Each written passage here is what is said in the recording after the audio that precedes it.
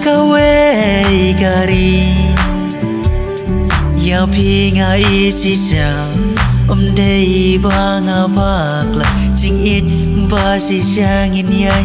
ne haru ba kut kisngi ya lam ya nga sa kawe kari ya phi nga dan don kamala kasni ya phi ya phi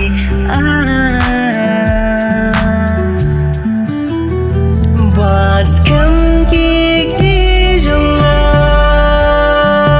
an ya lam ya pi menda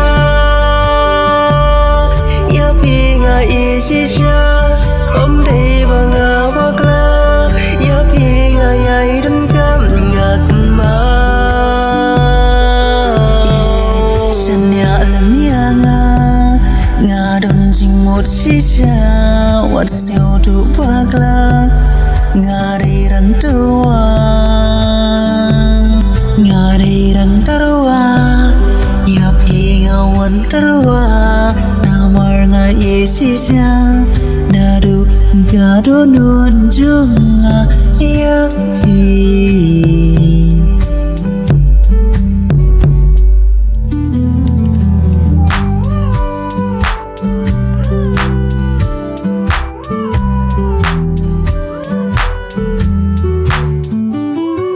Jangan hidup ia pi